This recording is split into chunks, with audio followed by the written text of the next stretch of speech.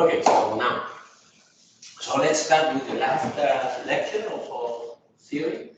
So the last one is about an example of a file format to save images, and this time you will see JPEG. Okay, so JPEG is one of the main standards to save images. Probably you have encountered it when saving images from the internet.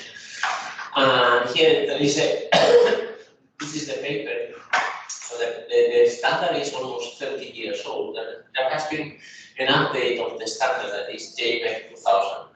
We will see the standard JPEG, so it doesn't matter. So it is only just to get an idea of how you can save images and save space without losing details on your images. So yeah, JPEG stands for Display Joint Photographic Expert Group. That is a committee set by these two institutions. These are kind of international institutions to make a standard. And ISO you probably know. Sorry? We are the quality.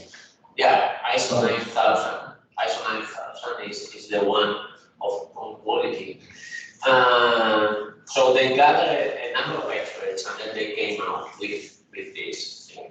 But they came out after many years, so this is not something that you do in a couple of weeks. Yeah, so it is even if there have been some updates of the standard and even new standards, JPEG is still one of the most efficient ways to save images. Okay, so yeah, so it has 4 modes of operation. So it has something that is called sequential encoding. So this sequential encoding, each component, each band, is encoded in a single raster scan. So this is a raster scan. So this name here means the following.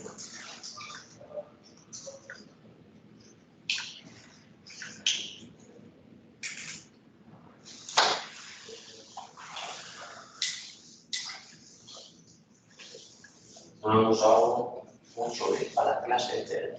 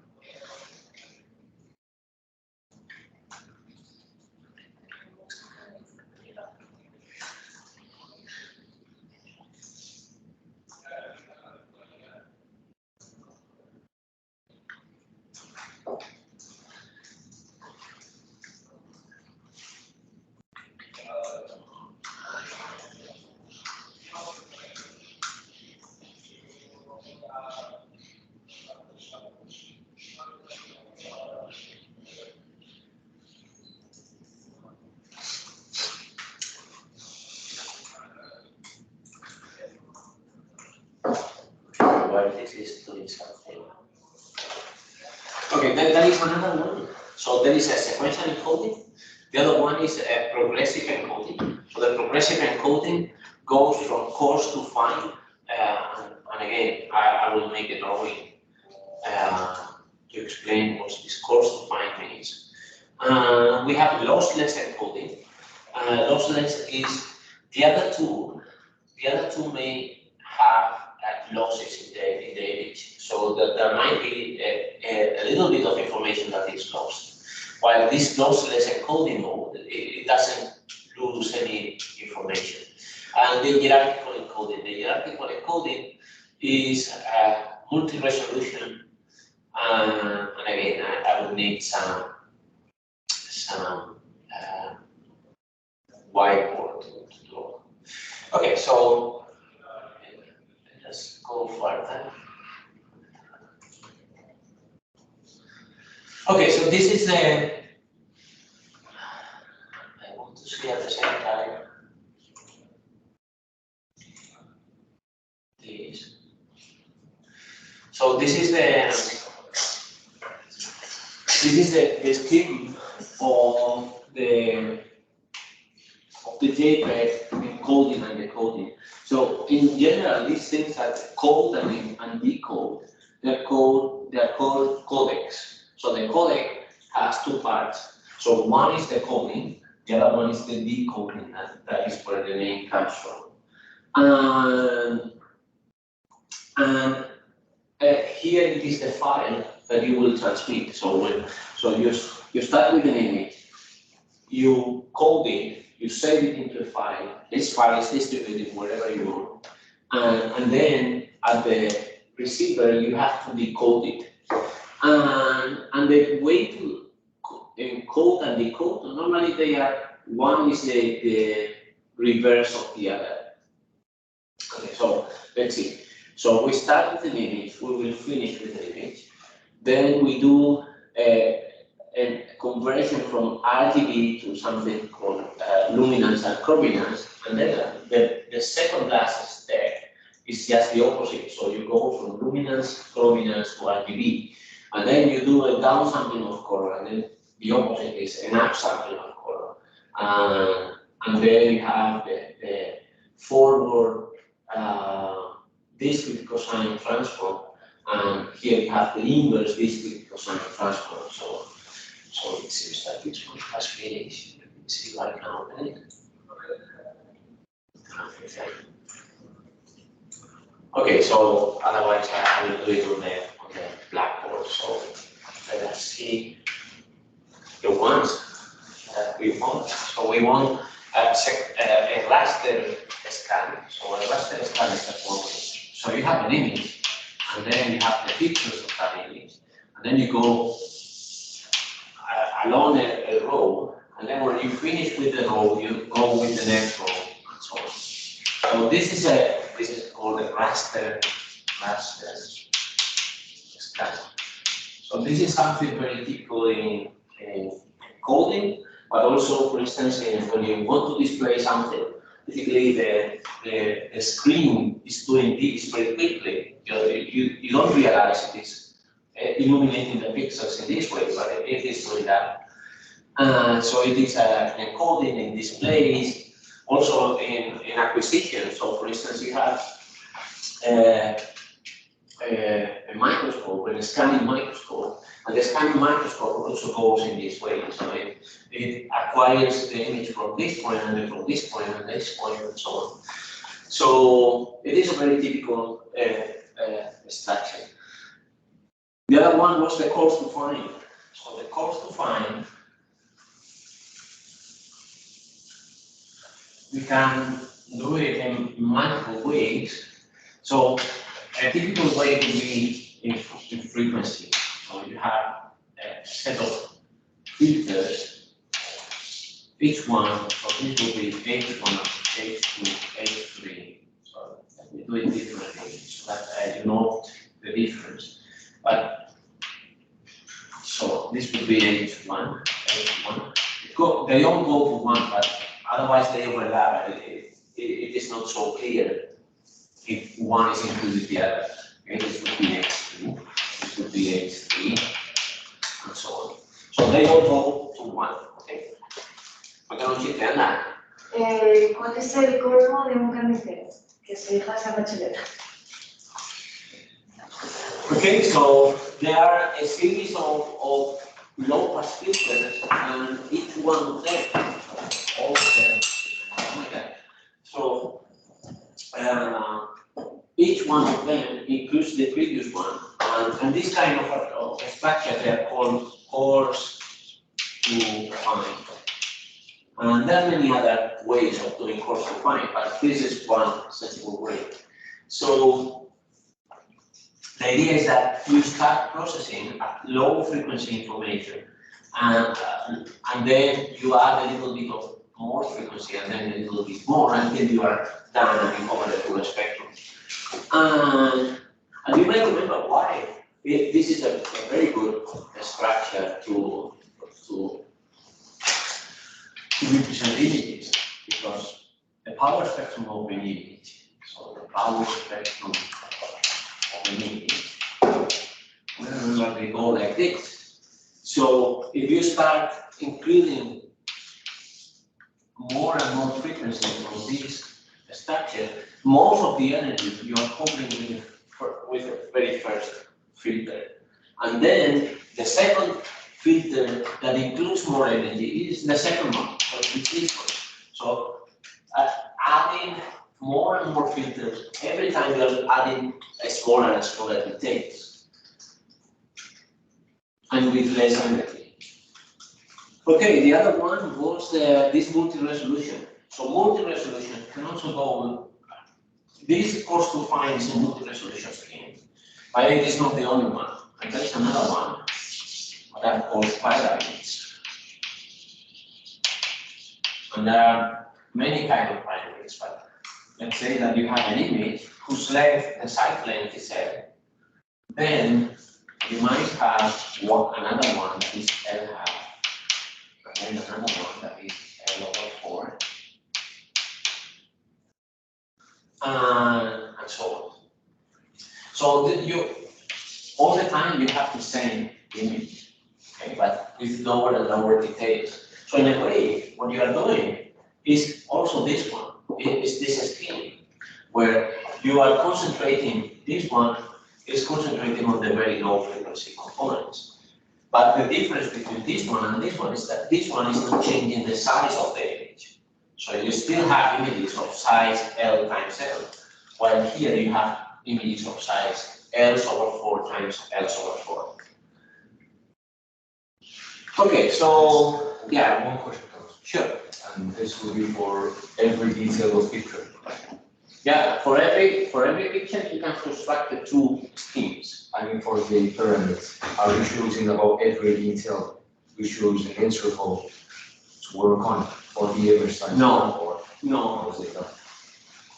I'm not sure that I'm getting your question, but I will repeat it in a different way. So you have an image, and then you construct an approximation that is half of the size of the original image, but you try to keep as much information here as you had in here. You cannot keep absolutely all, because you have 3/4 less of numbers, fewer numbers, but you try to keep as much as possible. Yeah, and as much as possible. Now in this course, now you know what it means. So if you have an image I and you have an approximation I tilde, what you want is that the norm of I minus I tilde is as small as possible. So you try to choose which is the I tilde that minimizes this. Okay. Actually, if this is your way to construct a pyramid, these pyramids are called L2 pyramids. And they are L2 because this is their phenomenon. Okay, so yeah.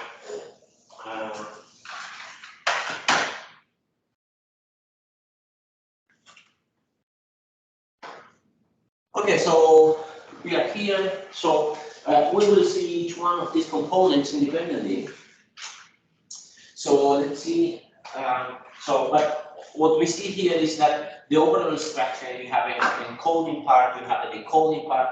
The decoding is the opposite, is the inverse of the coding. And yeah. Okay, so that is a baseline process. So we will not see all the details of JPEG, that's too many. So we will see a few ideas around JPEG. So this JPEG is mostly based on the discrete cosine transform that we will see. This is similar to the Fourier transform, but it has the advantage that it produces real coefficients instead of complex coefficients. And then the source images are assumed to be of 8-bit gray levels. Then we will see the sequential encoding. It uses something called the half-non coding. Have you seen this before? In any one of them? Yeah. So we will use half-non coding. Signals. In Signals. signals. Okay.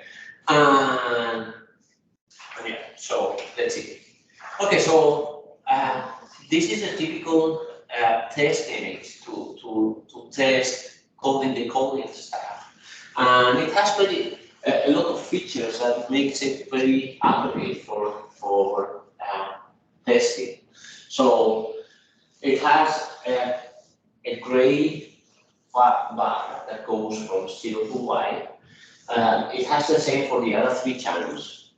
Then we have a set of frequencies. So for instance, here we have a single frequency, another single frequency, but these two are vertical frequencies. And here we have the same frequencies, but now in horizontal. So if there is an anisotropy of your processing, and vertical and horizontal frequencies are treated differently, you would notice with these 2 bars. And then you have here all kind of frequencies. So if you look at this star, for instance, let's stay at the outer part of the circle. So in this circle, you have a very low frequency. So you have black for a long period, and then white for a long period, and then black for a long period. And long periods are low frequencies. And then as you get closer to the center of the star, then the white and black, they start switching much more quickly. So that means you have higher frequency there. So if there is some frequency differences in your processing, you would notice it also in this star. And then you have a couple of images. So this couple of images, so for instance, this one is very small. So very slow variations between 1 pixel and the next. So most of the information here is low frequency. And this one has a lot of details. So a lot of details means a lot of high frequency components. So a lot of energy at the high frequency components. So in a single image, you have all the details that, all the features that normally you have in images. Okay, good. Then, yeah, for the slides, we will use this one. Okay, so one of the first steps. So now we are here with the encoding path. So the first step is to convert the RGB into luminance and chrominance.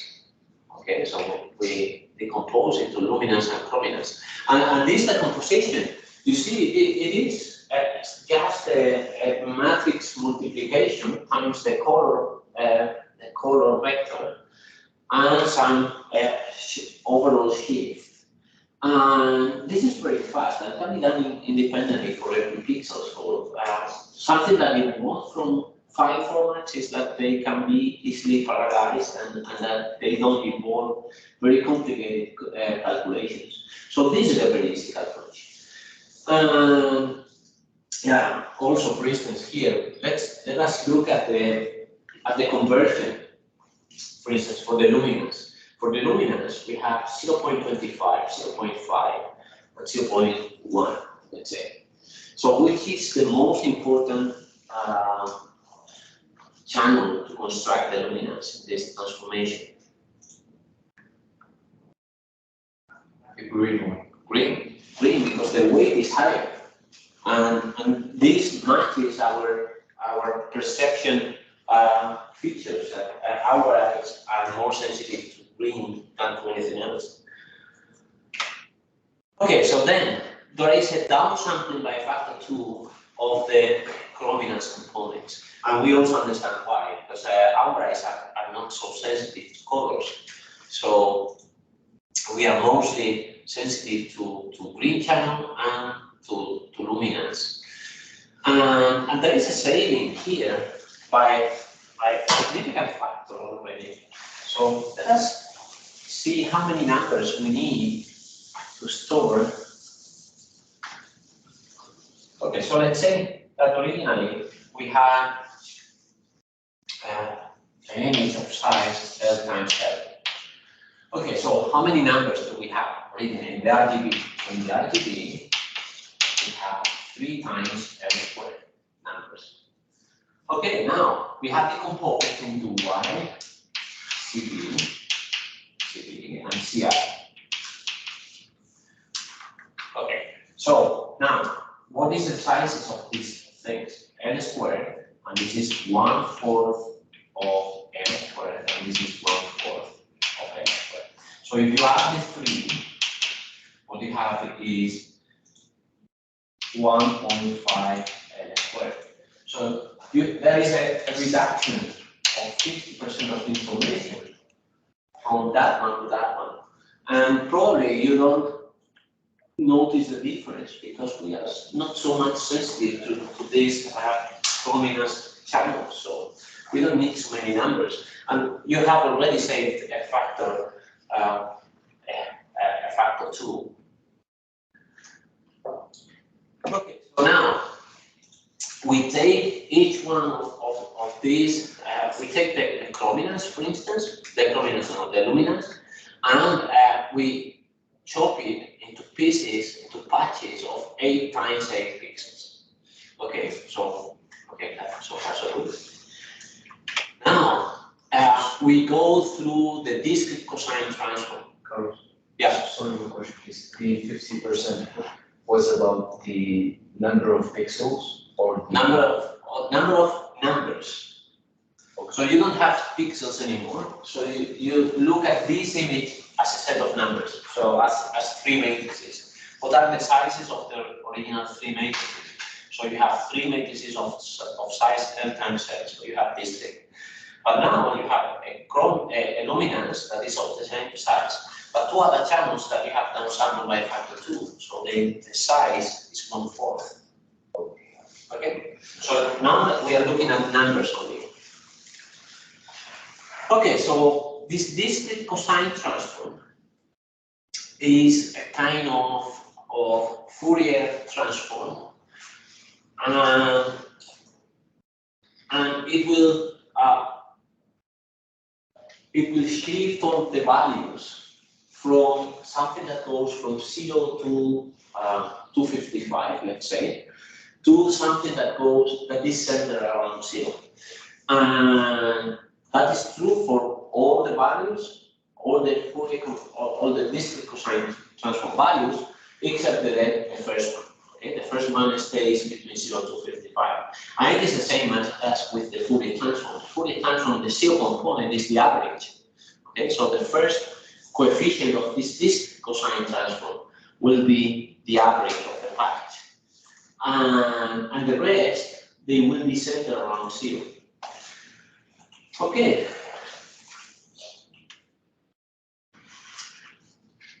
Okay, so now let us look at, I think there is a formula here. So this formula here, let us remind our definition of the Fourier transform. We saw the Fourier transform as a change of basis in the image space. Okay, so the Fourier transform is defined in this way. So let's say that the Fourier transform at the frequency omega was, let's put it as a sum. The sum over all pixels of the image times the basis function. The basis function. You remember this? So actually, you wrote it in this way. Okay, so before expanding the basis, before expanding the dot product, it was like this, and then it was sum of this thing. And then the basis was this one. Minus 2 omega times I. You remember this? So this was the basis. So this is pi complex conjugate. It depends on omega and this was okay. This was the info there. Okay, and this was giving us the Fourier coefficient at the frequency omega. Okay, this one has the same structure. You see, there is a sum over all pixels, but now all pixels are the pixels in the patch. And then we have the image, and this plus rho plus R plus C is simply just to shift the patch over the image. Okay, so we have the full image, and then we have the patches that are of size 8 times 8. And we are doing the calculations here. And then we shift it to some other place. And we have this. So the shifting is this RC. Okay, but if you forget about the shifting, you have the same instructions in there. So every patch, that is this patch I rho chi, so this I rho chi would be the patch. So each patch is multiplied by the basis function. And this basis function is a little bit more complicated than our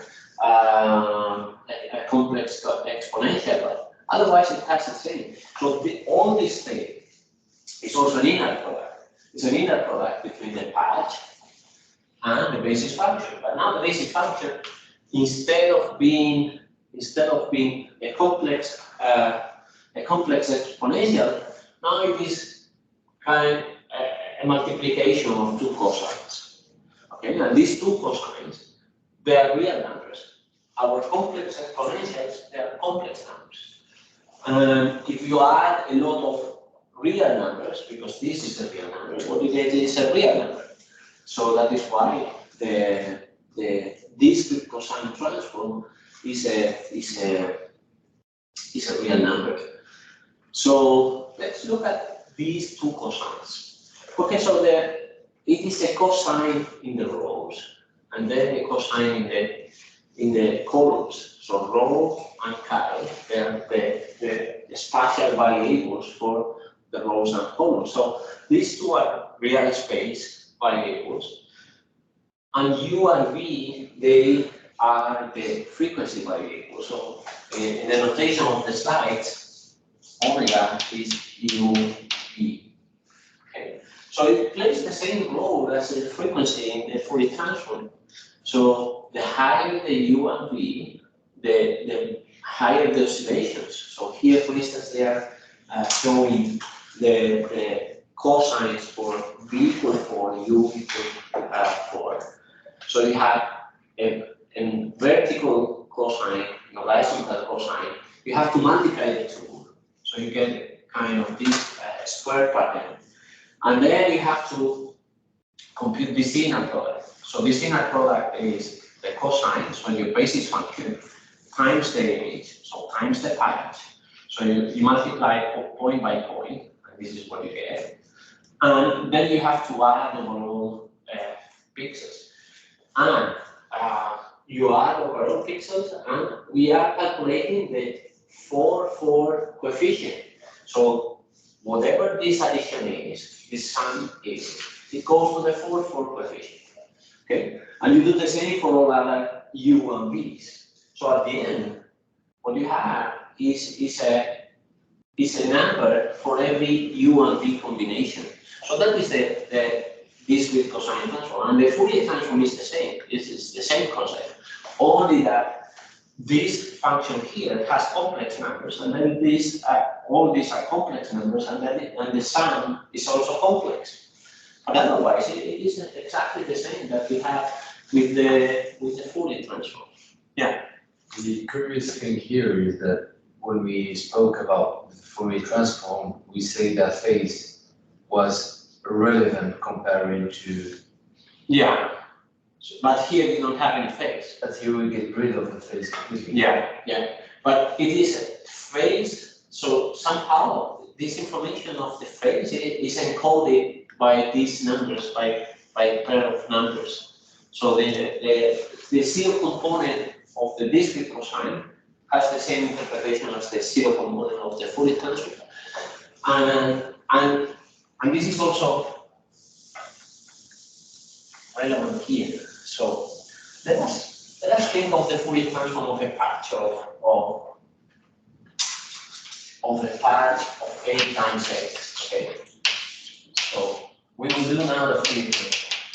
So the Fourier transform, it is also a set of 8 times 8 numbers. Okay. And the zero frequency was here, and yeah, so we have positive, negative frequencies, and so on. So how many numbers do we have here? How many numbers do we have here? We have 64. Okay, so how many numbers do we have here? So we have also 64, but these are 64 real numbers, while these are 64 complex numbers. So a complex number has a real part and an imaginary part. So we have actually here 128 numbers. But there is a catch here. Are all of them independent? They are not, because if this is real, if this is a real image, then this one has to fulfill the following condition. I omega 3 I complex conjugate of omega. So this is imposing a constraint on all these 64 complex numbers, and only half of them are independent. So from the 128, so for instance, let's say that you know I11, that is A plus A B. I of minus 1 minus 1 has to be A minus IB. So you have two complex numbers, but you only have two real numbers to define them. Okay, so this 128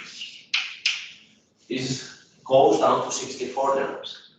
So let's say the whole picture. We have 64 independent numbers.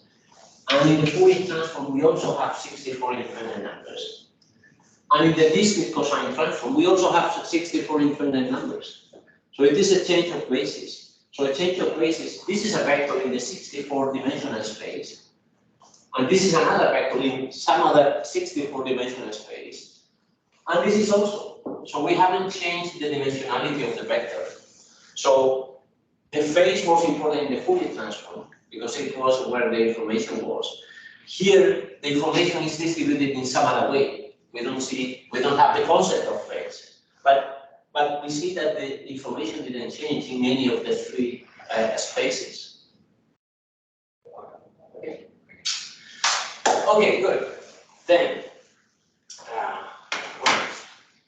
okay, so what have I escaped here? So these basis functions, they have also frequency components, so they have the U and V.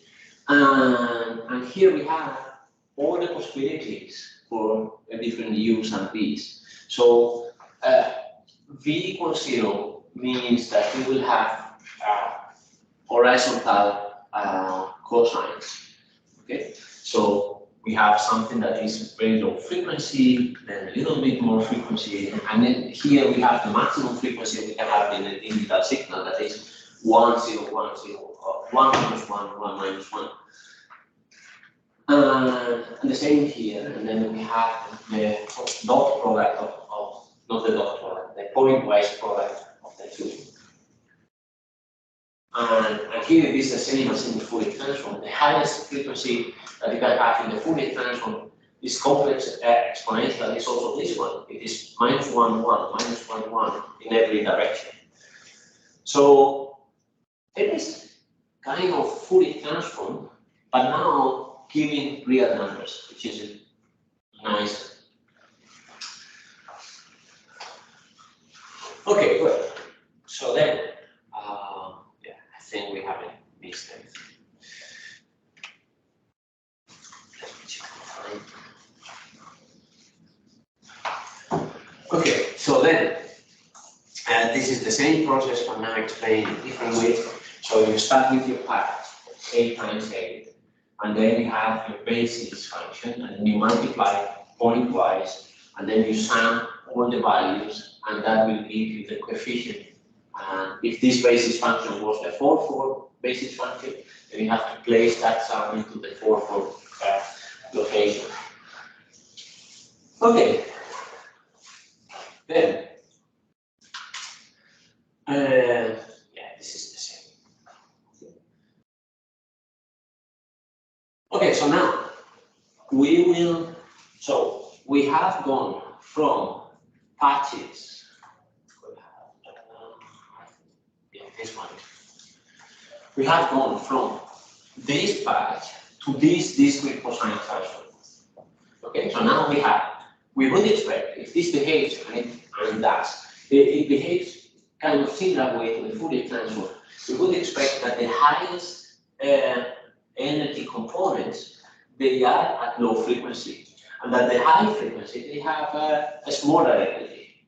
Okay, so we do that so we do this discrete cosine transform for both the luminance and the chrominance channels. Okay, so now we will start, so we will have numbers there in the discrete cosine transform, and we will quantize them. Okay, so this quantization, we will use these quantization tables. So the quantization table is done in the following way. So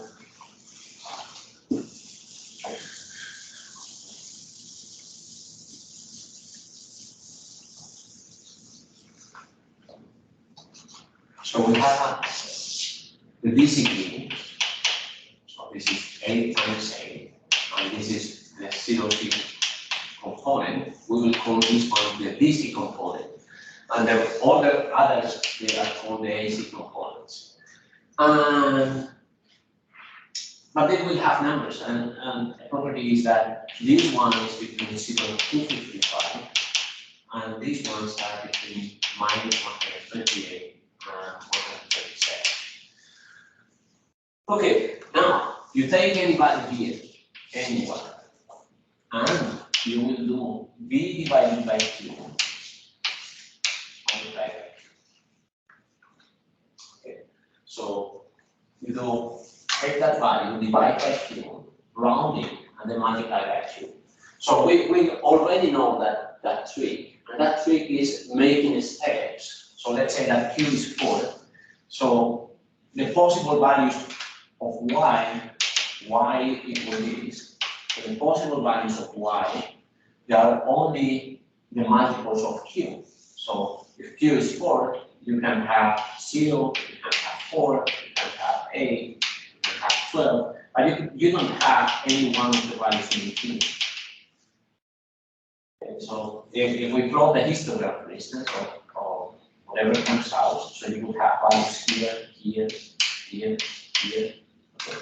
But you don't have values in between. So that is this trick of the quantization. And these are the Qs. Okay, so the Q for the 0, 0 component is 2, for the 0, 1 component is also 2, for the 0, 2 component, so this is 0, 0, 0, 1, 0, 2, 0, 3. So for the 0, 2 is 3, and it goes all the way down to 12. Okay, so if your Q is large, will you have a high precision or a low precision in representing your numbers? Q is large, low precision, because your jumps are very large from one to the next. So the high frequency components, they have larger Qs than the low frequency component. Does it make sense? Yeah, because in the high frequency component, there is less energy. So if there is less energy, we can be less precise. Okay, that is one thing. The other thing, let's look at these. For instance, here it is, I think it is more obvious. One of the two is more obvious.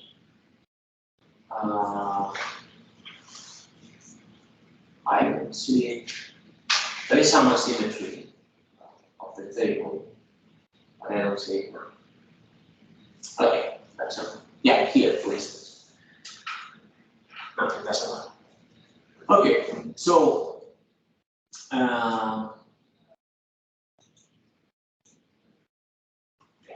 all.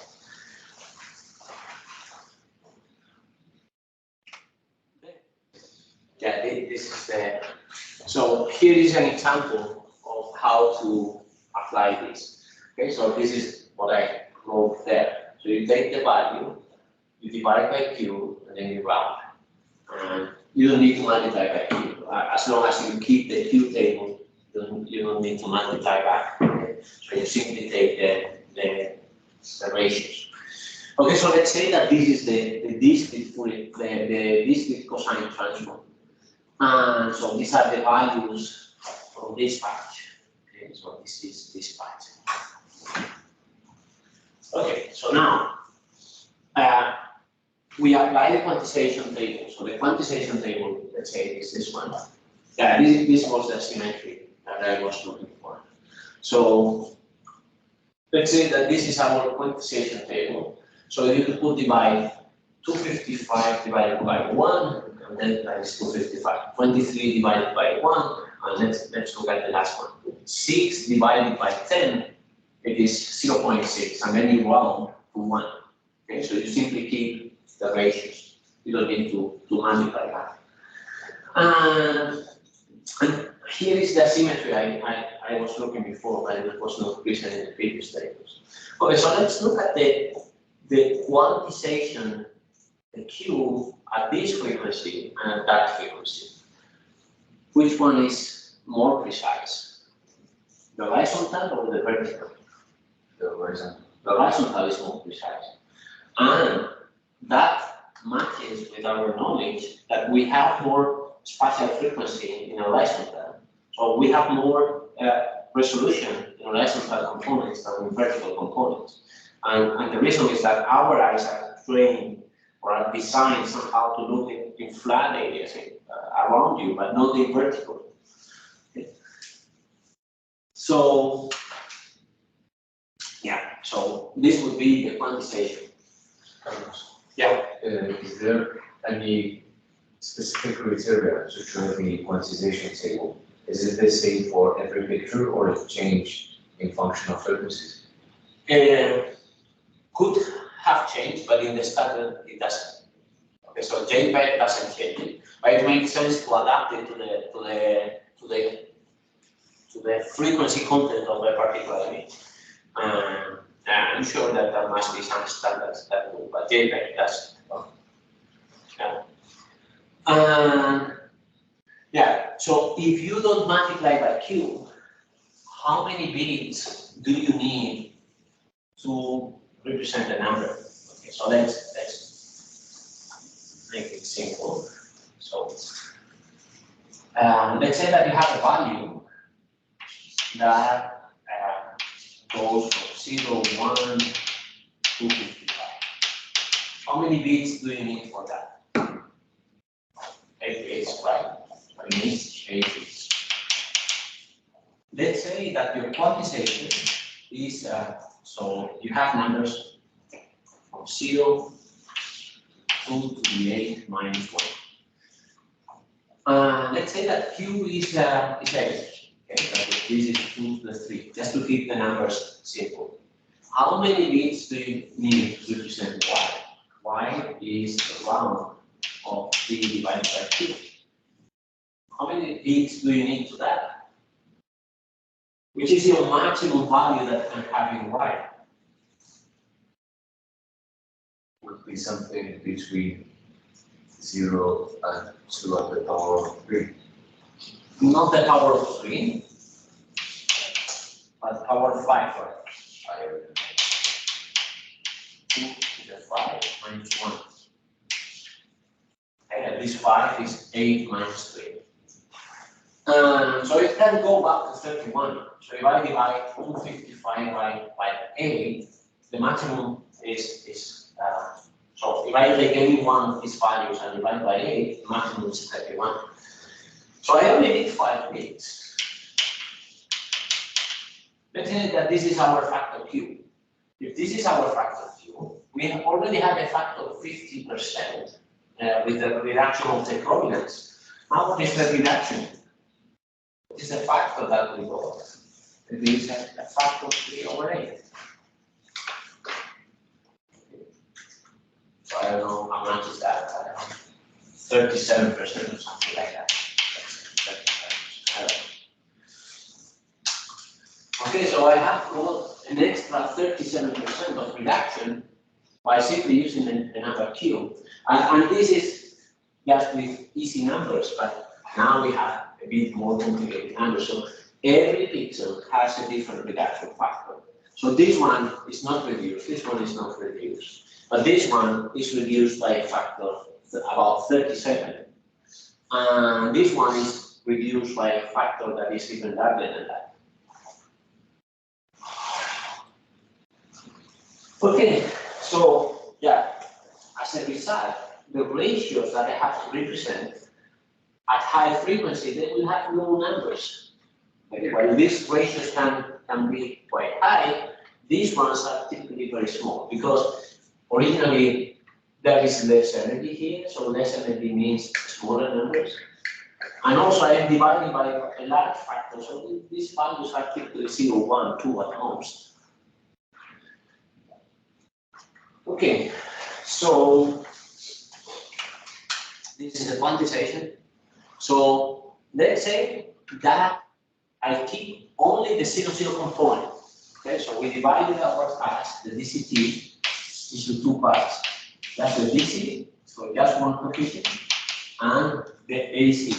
Let's say that I make an image, keeping only the DC component, only the DC component.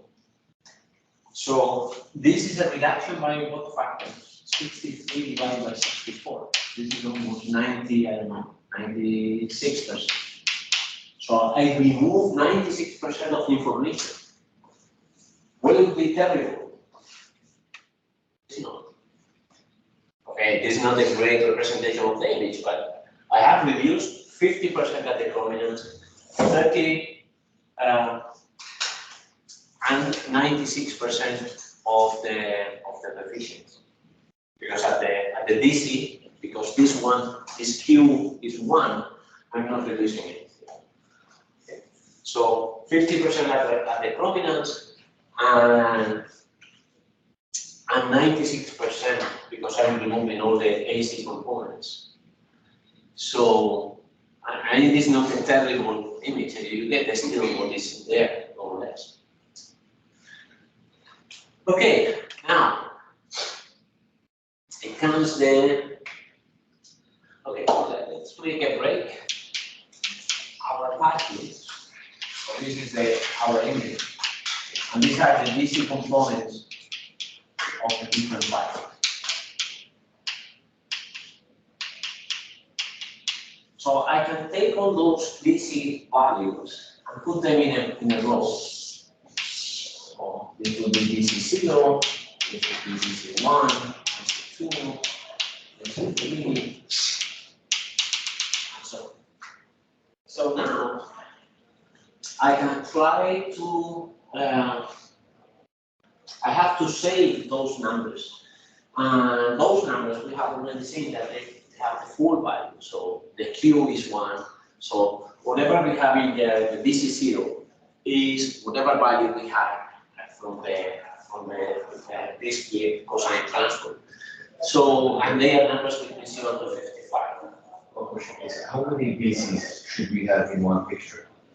You have as many as 8 times 8 patches. So the bigger the image, the more patches you have and the more DCs you have. Yeah. Okay.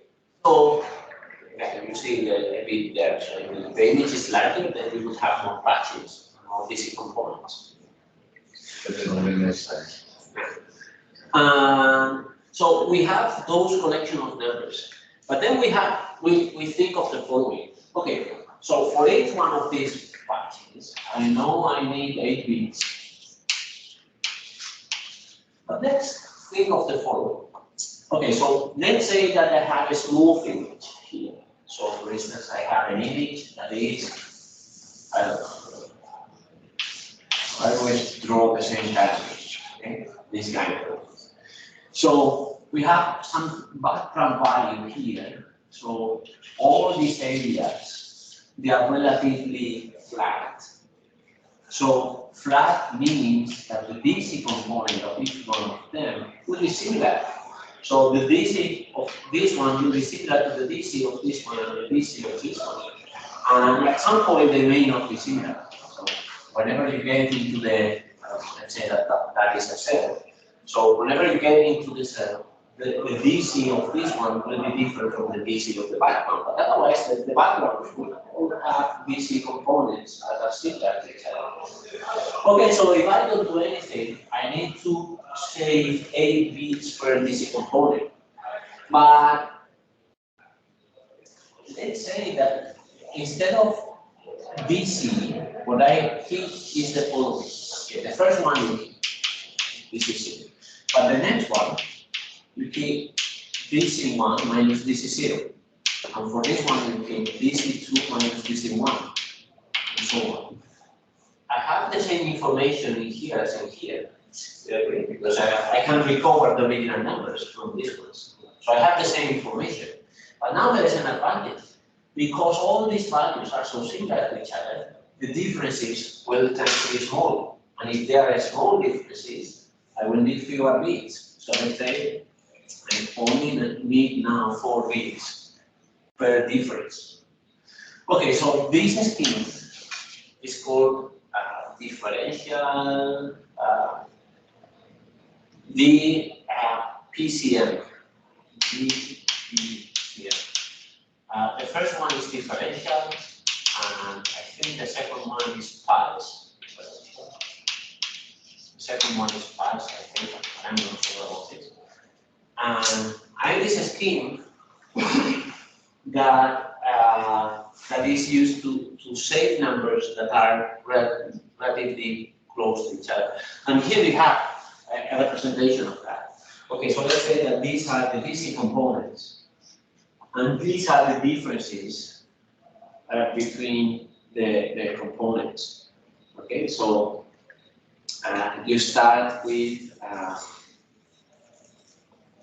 so you get a value, you subtract the next one. So the first one you have to set, or you have to keep first. First you have to keep. And then what you encode is the difference between one and the next. Okay, so let's say that this is 10, this is 10, this is 10 you keep, but then it's this 10 minus 10, but it's 0. And then 30 minus 10, that is 20, or whatever values you have. Okay. And you have it in the range. So this range goes from 0 to 1 and 20. This one is a little bit smaller, not too much smaller. It goes from minus 40 to 60, so it is 100 instead of 180, 120. But depending on the image, you may save quite a lot of bits, especially these ones where most of them are very similar. Then you would need very few bits to represent. Okay, and what about the rest? Okay, so for the rest, we will, so let's say that this is our DCT, so this is the result of the discrete cosine transform for our part. The rest, I would expect that the high numbers are at low frequency because of this decay of energy with frequency. So I will encode them in the following way. So I will follow this zigzag path. So I will keep 23, then 19, then 29, and so on. So you keep them following this path. And then you have the same property as for the DC components. So nearby numbers, they are close to each other. And their close means that the difference will be small and you will need fewer bits to represent those differences. Okay? Okay. And then now let's concentrate on the AC components. So the DC components we have already seen. So the DC components, they are encoded in this way. What about the AC? So the AC, we have organized in this way. And now we will convert them into a sequence. And this sequence will have a run length and size and the number. Okay. So, yeah, so for the AC, we have the run length, that is number of consecutive zero values. Okay, so let's look at the previous sequence. For the previous sequence, we have a couple of consecutive zero values. Okay, so we are looking for those patterns. In this particular example, there is almost no zero. But in many examples, you can, we will see it later, you can force them to be zero. And then you would have many zeros there. Forcing them. You can force them. Sorry, what are you referring to? Okay, so we will see. It is a nice point to illustrate this. Okay, so we have seen that there is a lossless compression, and if there is a lossless, there is a lossy compression. So JPEG can have two modes: lossless and lossy, where you lose some information.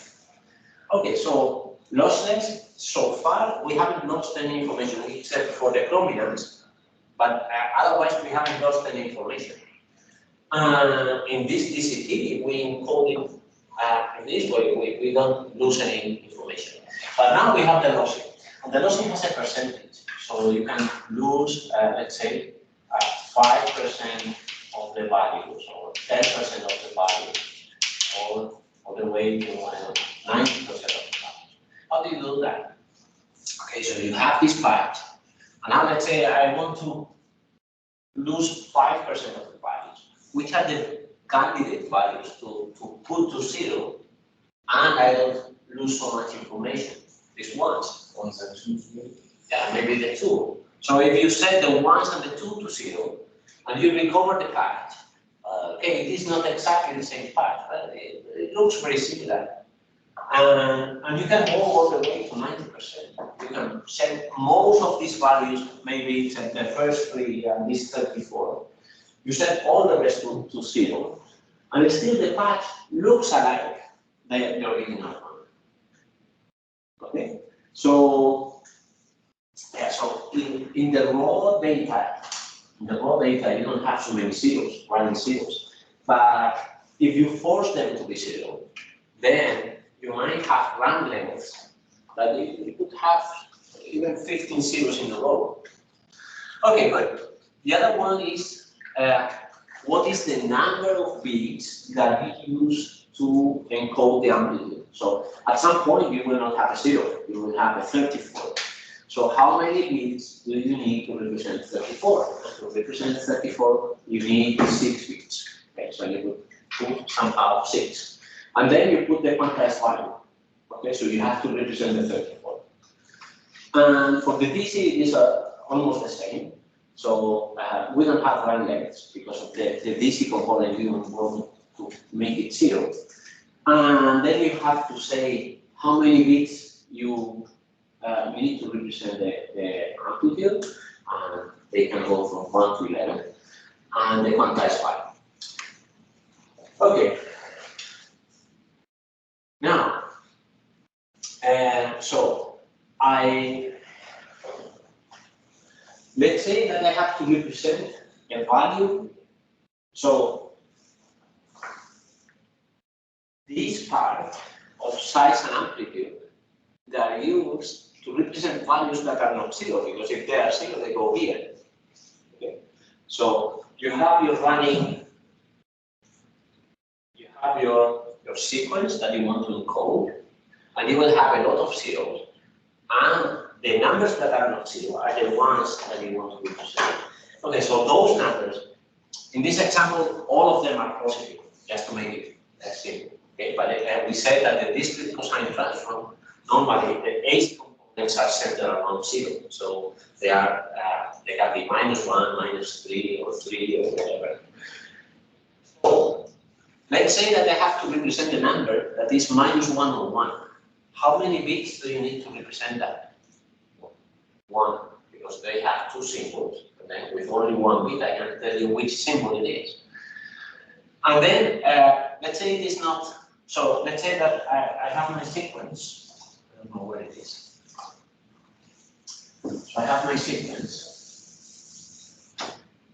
I have a lot of zeros, 0, and then I have a 1, and let's say minus 1. And then again, a lot of zeros. So let's say I have here 10 zeros, and then I have here, I don't know, 8 zeros. So I would say, okay, 10, and then minus 1. So minus 1 needs 1 bit. So I would say 1 bit. And between the two possible symbols between of 1 bit, it is the symbol number 0. Okay, so minus 1 is 0, 1 would be 1. And then I have 8 zeros. How many numbers did we have at the beginning? So all these are 19 numbers. How many numbers do we have later? So I have 1, 2, 3, 4. So I have only 4 numbers to represent all of those 19. But it is a lot of saving there. Okay, let's say that I don't have minus 1. I have to represent minus 3. How many symbols how many bits do I need to represent these 4 values? 4 values, I need 2 bits. So this would be symbol number 0, 1, 2, and 3. That's it. So if you have to represent minus 3, so let's say that this is minus 3. Then I would say, okay, I need 2 bits, and it is symbol number 0. The symbol number 0 is minus 3. What about it is a little bit better? So it goes from minus 7 to 7, and I have to exclude the numbers that I have already represented. So I have represented minus 1 and 1, that is why they're not here. I have represented from minus 3 to 3, so that is why they're not here. And how many numbers are here? There are only 8 numbers, and for representing 8 numbers, I need 3 bits, and you go all the way to that.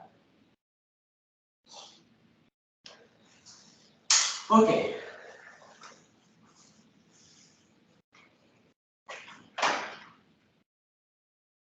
So here you have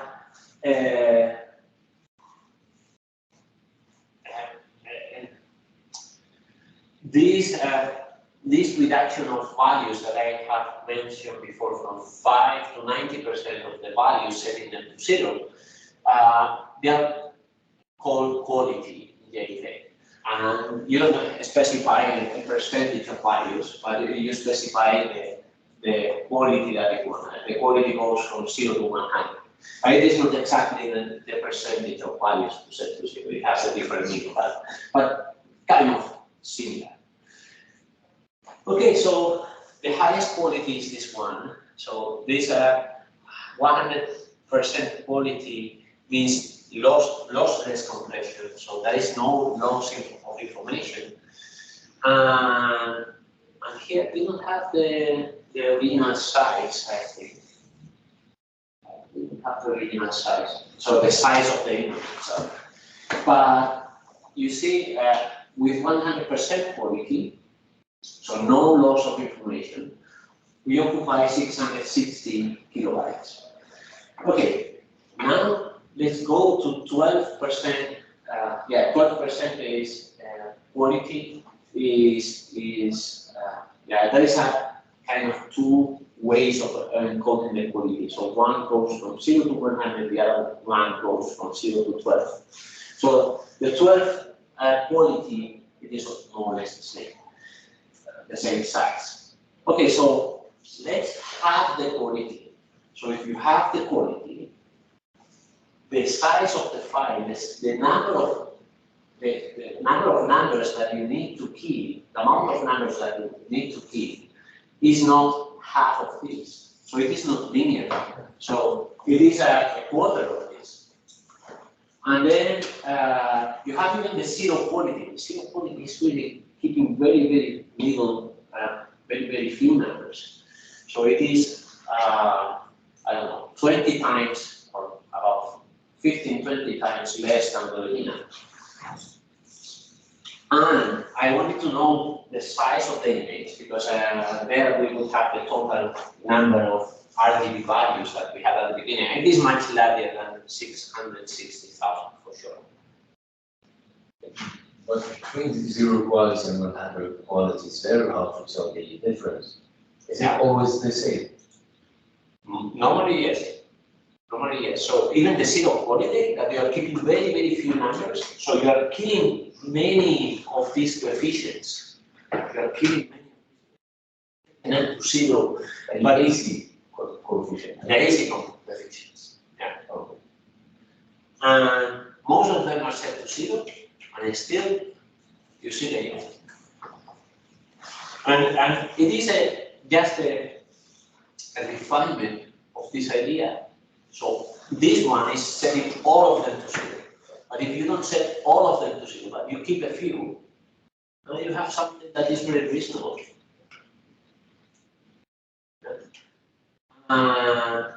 Yeah, so that is about the encoding.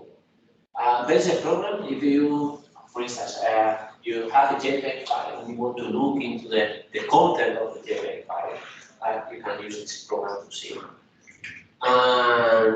Yeah, so let's say that we have this image here, and that is also, so we have all the file formats for images, they follow more or less the same philosophy. So they have something, so you have an image. An image is a matrix of numbers. Okay? So they have here our numbers. But you have to save them into a file. So this file will have two files. And one is the content. So the content is the image itself. So somehow here we have the image. Somehow they are represented, and we have seen how JPEG is. So some of the ideas of how the content is represented in JPEG. The other one is the header. So the header will tell you something about the content. So we'll tell you, okay, so the first thing to tell you is, so the first, 4 bytes should tell you this is a JPEG file, so that you understand how to interpret those numbers. And you can say something different. You can say this is a GIF file, or this is whatever. So every file format will have a different header. Okay, so let's see how the header of JPEG is. Okay, so the first one is this start of image. So the first 2 bytes of any JPEG file is in hexadecimal, is FFDA. So the first 2 bytes, this is a byte, this is another byte. So the first 2 bytes are these ones. Hexadecimal, you know, byte. Okay, so the first 2 bytes are these ones. So if you see a file and it doesn't start with this, it is not a JPEG file. It is something else. Okay, so you start by declaring sections of that header. So the first one is the start of image. And for instance, more things that we have seen. For instance, we have seen the quantization tables. So in between you can have whatever, but at some point you want to give to the receiver, you want to give this. You want to give this table. I told you before that the table cannot be adapted. It might be because there is a flag to keep the table. So you want to keep the table. So this is, how is it called?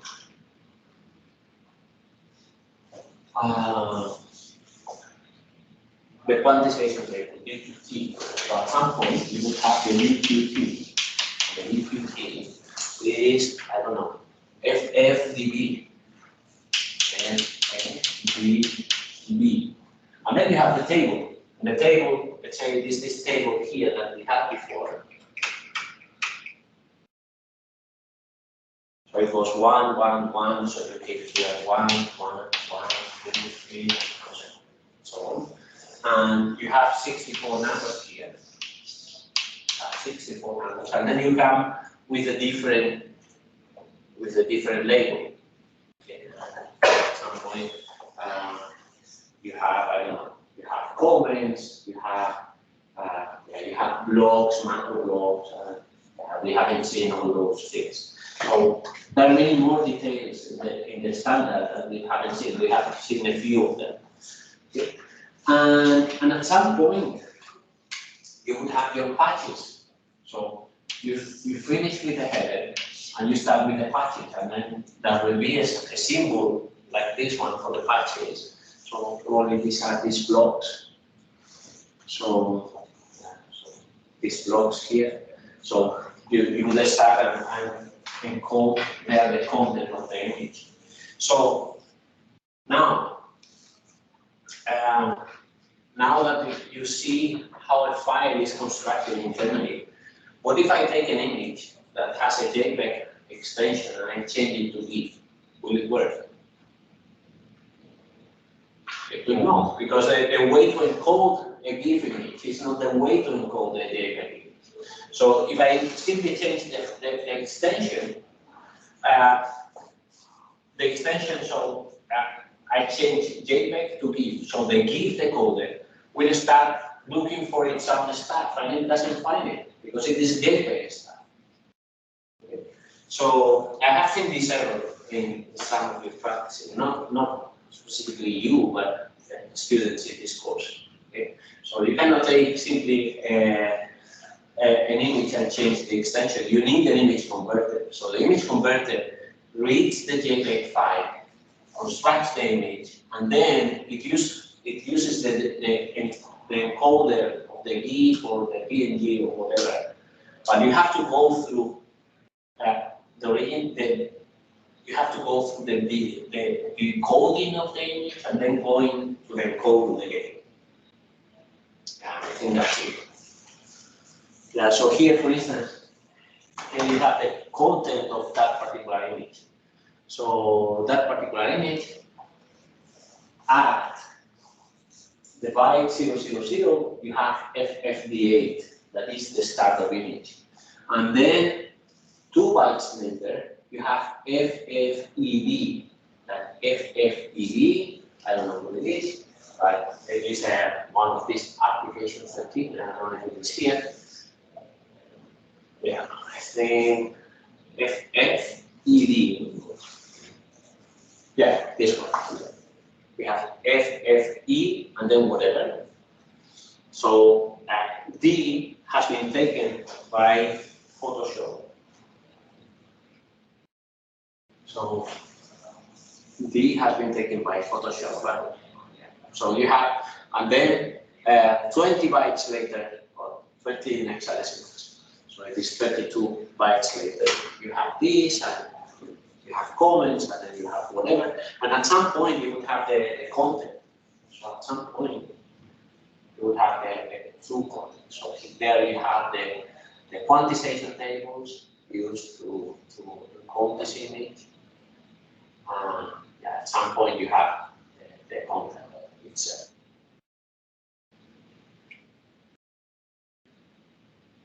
Okay, so question.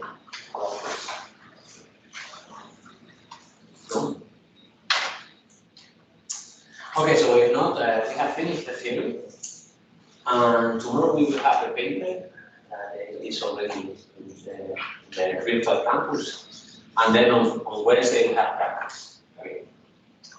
And then practice on all the time.